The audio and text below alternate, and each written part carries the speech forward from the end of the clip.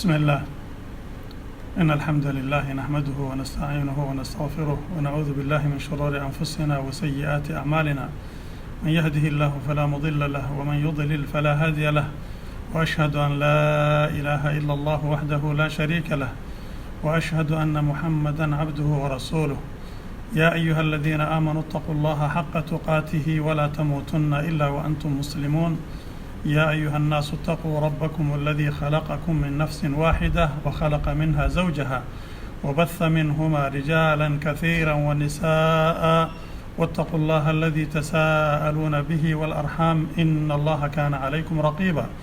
يا أيها الذين آمنوا اتقوا الله وقولوا قولا سديدا يصلح لكم أعمالكم ويغفر لكم ذنوبكم، ومن يطع الله ورسوله فقد فاز فوزا عظيما. أما بعد، فإن أصدق الحديث كلام الله، وخير الهدي هدي محمد صلى الله عليه وسلم، وشر الأمور محدثاتها، وكل محدثة بدعة، وكل بدعة ضلالة، وكل ضلالة في النار. أعاذني الله وإياكم منها. أما بعد، walaalaha muslimka ah meel kastay joogaan, khaasatan walaalaha Soomaaliyeed, khaasatan reer Australia, khaasatan reer Perth, waxaan idiin soo gudbinayaa salaamta islaamka. assalaamu calaykum waraxmatullaahi wabarakaatuhu. salaan kadib, waxaan cidna ka qarsoonayn wadciga iyo xaaladda adduunku uu ku jiro maalmahan ama bilahan. waa musiibo la dhihi karo waa musiibadii adduunka ugu horreysay ee dhacda ee adduunka oo dhan camimta. saxiix, musiibooyin iyo aafooyin iyo dhibaatooyin adduunka way soo dhici jireen cabra taariikh, ama ummadihii naga horreeyay ha noqdeen, ama ummaddeenanba ha noqoto oo zamankii nabiga sala allahu alay slam laga soo bilaabo ilaa wixii ka dambeeyey. laakiin ummadahaas iyo dhibaatooyinkaas iyo masaa'ibtaasi waxay ku koobnaan jireen meelo khaas ah, ama dalal,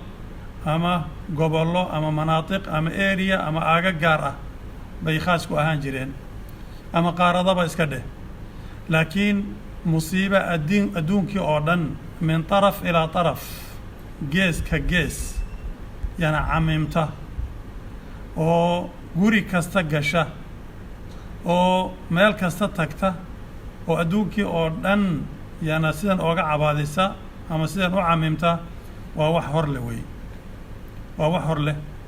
taasna waxaan u baahannahay haddii aanu nahay dadka muslimiinta ah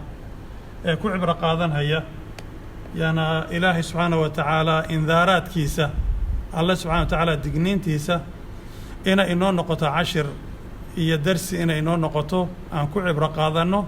oo maadaama ay tahay musiibadani tii ugu horreysay adduunka sidan u camamta, in ay wadato astaan hor leh, astaan hor leh inay wadato, in loo fahmo oo diyaargarow lagu qaabilo. dad badan waxaad arkaysaa argagax iyo cabsi iyo naxdin ayaa quluubtoodii iyo dareenkoodii iyo shucuurkoodii oo dhan buuxisay. waxaa meesha ka baxay qofka kolkii arrintan oo kala dhacdo wixii uu samayn lahaa oo ah fafiruu ila allah, inuu ilaahay u cararo subxaana wa tacaala, inuu ilaahay u toobad keeno.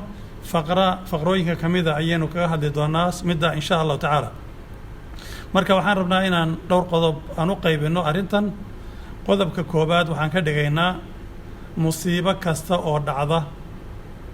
in aynan ku dhicin si sudfo ah, ee inay ku dhacdo qadarka ilaahay iyo qadihiisa iyo cilmigiisa subxaana wa tacaala. wax dhaca ma jiro, wa ilaa ilaahay baa qadaray,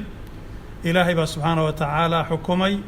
ilaahay baa ogaa inuu dhacahayo waxan qabla an yakhluqa alkhaliiqata kulliha. intuusan adduunka oo dhanba abuurin ayuu alla ogaa subxaana wa tacaala waxani inuu dhacahayo. waa xaqiiqo jirta waay. arrintaasi waxaa marjic inoo noqonaya kitaabka ilaahay iyo sunnada nabiga sala allahu calayhi wasalam. waa arrintaa marjic inoo noqonaysa. intaanan nusuusta arrintaa ku saabsan aanan gudagelin, waxaan u baahannahay inaynu fahanno ilaahay subxaana wa tacaala sifooyinkiisa uu ku sifoobay. waxaa ka mid a alxikma iyo alcadlu. alle subxana wa taala waa xakiim, حكمة إلهي وحكى لنا سبحانه وتعالى إن أوسن شينا أوسن دعين نظام الآن إلهي سبحانه وتعالى وحكيم حكمة دي سنوحوي أن يضع كل شيء في موضعه المناسب إنه شيء كسته دقا الله سبحانه وتعالى ماشى كهبون حادثة كسته يدبات كسته يظروف كسته دعيسة وحيكون دعيسة ميل كهبون وقت كهبون حالة كهبون أي كود عيسى هذا عدل الله سبحانه وتعالى هذا حكمة الله عدالة إلهي وحكمه سبحانه وتعالى عدالة إلهي وحويه إلهي سبحانه وتعالى إن أوسن عدنا ظلمين هينين قف أن وحبك قلب سنين إلهي سبحانه وتعالى دباتكم الردهيو وحبكم الردهيو اللهم إن أيتهي من باب الرحمة وإن شيء دونه مويين الله سبحانه وتعالى وحوليه هي الذي خلق 7 سماوات طباقا ما ترى في خلق الرحمن من تفاوت فارجع البصر هل ترى من فطور أيضا سبحانه نوقع حيسا إلهي سبحانه وتعالى إنه يهي حكيم خلق جيسا يصنع جيسنا إنه يهي مدوسا مرنا خلل وسن كد عينين خلل إنسان كد عينين وحيالله بني آدم كي بشر كأي سميان وخرمان وحمادان وحيوبها يهين هجاجين يسحتان بوبايهن لكن خلق إلهي سبحانه وتعالى وحل ليه هاي هلا هجاجيو عركاسي ميل بوكا دلاعيو دولكي ميل بوكا حماضيو هلا هجاجيو ما أركيست وخلق الله سبحانه وتعالى مركا وحي إلهي وخلقي أو أبوري وحو اسمي سي كاملة أو حكمة أي كجرتو عدل إلهي سبحانه وتعالى وحاكم ذا إلهي سبحانه وتعالى وحي نوشيغا هيا قرآن كسوليه هي ما يبدل القول لدي وما أنا بظلام للعبيد وحكوشي الله سبحانه وتعالى إنه سن مرنا بأدومي ذيسا وسن ظلمين هينين وسن ظلمي أجيسن عندنا آيات العلي رب سبحانه وتعالى من عمل صالحا فلنفسه ومن أساء فعليها وما ربك بظلام للعبيد وفيرس مرنا مرة عيسو إنه إلهي سبحانه وتعالى وإسكاقات تصرف يا ما أن حكمة كدهنين أما أن عدالة أن كدهنين مركا وحكا صور دعي وقدرك إلهي كدعا وحوي بحكمة وعدل بوهدنا مصحوب وليهي وحكا لنو بهن هاي إنا فهنو مصائبتا إيا آفوين كوكولك دعا هيان وحاطيه كرتا أنواع بدن بالو قيبين كرا لكن من باب تلخيص إيا صور دوين وأفر نوع بالغا دي كرا مصيبه oo ku dhacaysa qofka mu'minka ah ee muslimka ah ee kaamilul iimaan ah kaamilul yaqiin ah amalkiisa iyo ficilkiisa iyo qowlkiisa iyo qalbigiisa kulligood ay iswaafaqsan yihiin la yartakibu kabaa'ir wala yatruku alwaajibaat wax ilaahay subhanahu wa ta'ala amarka ilaahayna kama ma jabinayo nahyiga ilaahayna subhanahu wa ta'ala kuma dhacayo wuxuu ilaahay amrana waa la iimaanaya wuxuu ilaahay ka nahyina وكتجاهيا وقف مؤمن أو كامل الإيمان ويه وضدك وحن نقول كرا أنبياء إيا رسوش إيو صديقين إيا صالحين ضدك أكروي ضدك مصيبة كلها نعم والامتحان أكثر شد الناس بلاء الأنبياء وكي النبي صلى الله عليه وسلم ثم الأمثل فالأمثل قفك وكسف عين هاي مصائب كلها بل لو حاليا مصائب كلها عيسى إن أمتك كلها عيسى توضع كبر انتهي لكن محيطة مصيبة داسي محوية ومن باب الرفعة والكرامة إلهي سبحانه وتعالى إنه درجة ذا كر أو قاضه وشرف كذا كر أو قاضه والجنة بوس سرائي منزلة سرائي كجاران بو إلهي يوصى منها سبحانه وتعالى مركا معها من باب تنقيس معها من باب عقاب معها وحاول من باب الرفعة والكرامة ويان هي إن منزلة هي درجة سر الله سبحانه وتعالى والجنة وكجيو قيبت اللبات ضدك مؤمنين تقول على وحوي مصائب تقول على ضدك مسلمين أما مؤمنين لكن أهل الذنوب والمعاصي ضدك أخطاء إيو ذنوب إيو معاصي إيو منكرات كردعة واجبات إيو أوامر إلهي كتك إيجابية تاسنا وكل عذا ضدكان وكل عذا مصائب امتحان وكل عذا تاسنا وحوي ومن باب التطهير وتكفير سيئات إنه إلهي سبحانه وتعالى خلط كايجلان إنه إلهي أوجدا بدافه وإلهي سبحانه وتعالى وحمانته أنت أين الله منن وأدونك كطاهرية وكنظيفية ayuu alla ugu talagalay subxaanahu wa tacala sida ay nusuus fara badan oo qur-aanka iyo sunnada labaduba ay sheegayaan laakiin waqtigu inagu dheeraanhayo haddaan hal xadiis soo qaadano waxaa ka mid xadiidka nabigu leeyahy sala allahu alay wasalam laa yazaalu ama laa yazaalu bala ama laa yabraxu lbala labada lafdi uu soo aroortay yana bilcabdi xataa yatrukahu yamshi cala alardi walaysa calayhi min khati'a aw walaysa calayhi khati'atun yana ilaahay subxaana wa tacaala qofka waa imtixaanaa yana dhib buu ku ridaa ilaa uu ilaahay subxaana wa tacaala qofkan uu gaadhsiiyo mansilo dhulka uu ku soconhayo isaga oo aan hal dembi a lahayn oo daahir iyo nadiif ah macnaha ilahay wuxuu la kulmaya qofkaasi isagoo daahira ciqaabtii adduunka aakhare dib loogu dhigi lahaa ayaa loo soo horumarinhayaa oo dunuubtiisii lagaga dhaqahaya waa min baabi raxma iyaduna waa naxariis ee maaha cadaab iyo ciqaab ma aha ta kale waxay noqon kaystaa yana waxay ku dhacaysaa dadka gaalada ah ama dhaalimiinta ah ee kabaa'irta iyo dunuubta waaweyn ku dhaca waxay noqonaysaa taasina min baabi alindaar inay caam noqotona waa laga yaabaa inay khaas noqotona waa laga yaabaa waa min baabi indaar waa midda ilaah waa digniin waaye qofka loo digahayo oo la leeyahay war diyaar garow khaladkaad ku jirto ka laabo oo ilaahay subxana wa tacala uu ku baraarujinhayo way qofka oo ugu digahayo taasna qur-aanka meelo badan buu ilahay kaga hadlay subxaana wa tacaala oo alfaad kala duwan ku soo aroortay oo ay ka mid tahay lacallahum yarjicuun iyo lacallahum yatadaracuun intaba oynu aayadahooda u tegi doono in sha allahu tacaala marka taasina waa bibaabi indaar weeye waa digniin weeye oo la leeyahay waxaanaad ku socotaan ka laabta inta uuna imanin yana waktigii halaaga uusan imanin ta u dambaysa saddexaad wuxuu ku dhacaa yana waa halaag waa damaar waa baabi'in weeye waa tirtirid taasina waxay ku dhacdaa dadka laga quustay ilahay waa ogyahay fii cilmihi alazali yana qof kasta wuxuu noqonayo laakiin kolkii asbaabtii oo dhan loo tawfiiriyey qofka cibro qaadan waaya ee rujuuc la iman waaya ee inaaba iyo tooba la iman waaya ee arrintii yana madax adayg iyo yana guruur iyo jabaruud yana ay usii kordhiso qofka noocaas oo kale ah waxaa musiibadu waxay ku noqonaysaa halaag weeye waa sidii ummadihii badanaa ku dhacay ee la halaagay ee la baabi'iyey kuwa bad iyo biyo iyo duufaan lagu halaagay iyo kuwa dabaylo iyo acasiir lagu halaagay iyo kuwo yana xasharaad iyo yana waxyaalo kale oo makhluuqaadka ilaahay lagu halaagay intaba iyo kuwa abaaro iyo yana siniin lagu halaagay intaba waa halaag taasina waana marxalada ugu dambaysa weeyaan marka waxyaalahaas oo dhacahaya macnaheedu waxaa weeye lahu asbaab weeye waa lahu asbaab waxaa ka mid a arrintaa keenaya yana wuxuu inoo sheegay nabi moxamed sala allahu calayhi wasalam wuxuu inoo sheegayaa nabigu sal alla alay slam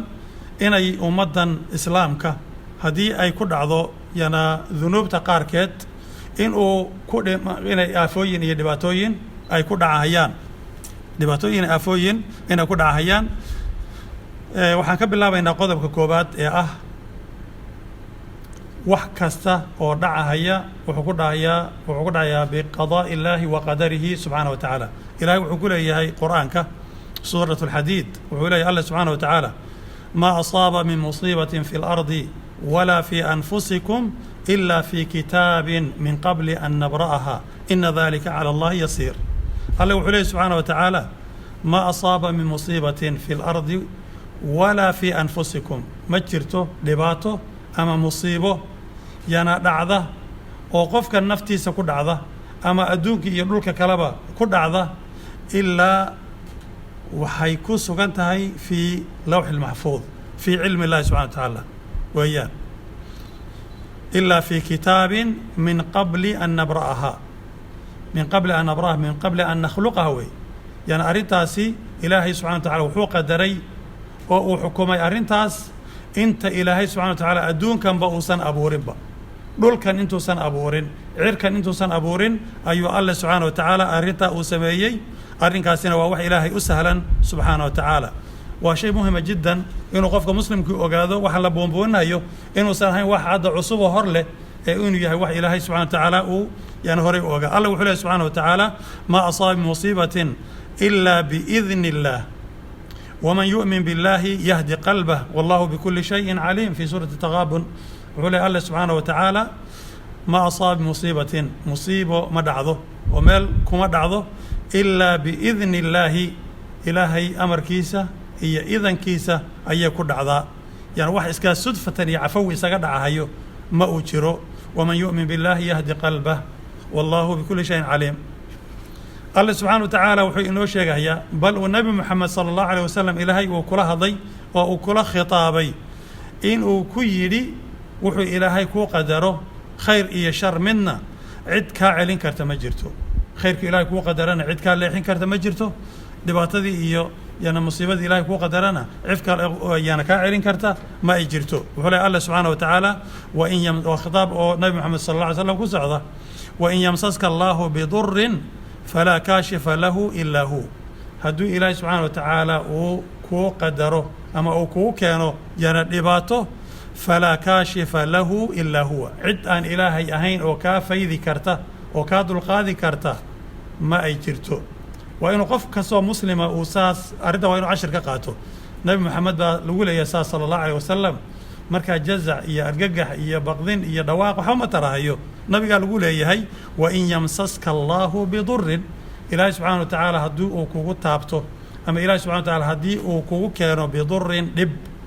دب هدي وكوكو كانوا فلا كاشف له عد كافي ذكرته أو كاقا ذكرته أو كافوضين كرته مجرته إلا هو إلهي موين سبحانه وتعالى اللي كاني كاقا ذكره وشيء مهم وإن يريدك بخير هدو إلهي سبحانه وتعالى خير إيه وناك وكل دوننا فلا راد لفضله إلهي فضل جيسة إيه وناك جيسة إيه خيرك وكو كل دمعي عد كاعلين كرتا أو كاهر إساي كرتا مجرته يصيب به من يشاء من عباده إلهي سبحانه وتعالى قفك دونه أي أدوما ديسة كمذا أيو أريتاس يوصين هيا وهو الغفور الرحيم وشيء مهم جدا الله يانا وصاحبه يانا المغفرة وصاحب الرحمة ويان الله سبحانه وتعالى آيات كلا وحوليه وضدك مسلمين يقين يتوكل يانا أكر إنها زمركي أي تدبران الله وحوليه سبحانه وتعالى قل لن يصيبنا إلا ما كتب الله لنا هو مولانا وعلى الله فليتوكل المؤمنون وحاتر هذا نقوم دعاهيو إلا وحو إلهي نو قرين موين وحو سن إلهي كو قرين هدي أي عرك إيا دولك أي سوي مادان يعني كو قدع معي مرنبا وحا يقصد علي قصة خالد بن وليد يا رضي الله عنه يعني في إحدى غزواته يعني دولمات كمدها oo ay cadawgii ay hor fadhiyeen ama dagaalamahayeen ay meel isugu tageen baa waxa loo soo diray nin erga ah yaa loo soo diray oo ninka la soo hadal nin duqo oo daa ayuu ahaa waxa ninka la soo hadal oo bal in dagaalka yana uu inaga dayn karo ninkii wuxuu ku talagalay hadii uu Khalid waxa uu rabo uu ka yeelana in uu wanaag noqon hayo hadii Khalid waxa uu rabo uu ka waayana inuu istilaba سن بوساقة مركا سم مساعة اللي يراهدو معناه هذا وحوي وصم يعني وحدل كذو ودقدق يهي ودقيقة دابا قفكو هدي وقفك سارو أنا أوردمان هيو سنتا صارو ساقاتي وحوي روحان ربا هديو خالد ويقدي دوسان ربا ويراهدو دقال كان إذا كو قاضي هيا إن أنا نقول نقضو ومضي قفك أوهر أنت ضدك قفك أوهر أنت وإن أوغانين با ضدك واحد كودي عدوانا وانكهر قلب هذا سنتا ساقاتي خالد markii uu yimid ay wada hadleen arrimaha ka wada hadleen marka arintii baa waxay gaarsiisay yana qanaacada iyo tawakkulka dadka muuminiintu meesha ay joogaan yana in uu Khalid yiraahdo yana suntan aad haysato aad gacanta ku hayso ee dilaaga ah baan cabahaya haduusan ilaahay qadarin in aan ku dhintana marnaba kuma dhimanayo ninka waa yaabay ma dhici karta buu yiri ايدي بويري وصل معروف وقف كتابته يانا دقيقة وكل ما هي انتو قاضي خالد بسم الله يريبو سنتي بعبي سنتي قولكوا عبي وحب مصفون نقونا وضي واياوي وغريب سدي إساقو أو رسالة عجيب وضه أيو الله بتي أمديسي أو حوي نوية وحزو أركي يانا مخلوق أن عادي أهين تيبا وحكو أبورتي يعني أرجع إيا عبسي إن أين أوبر كرين أما أين قابل كرين يعني عدة أود عليه سنة أنت عبتو وحبا أن كن نقون هينين أو أي إسليبان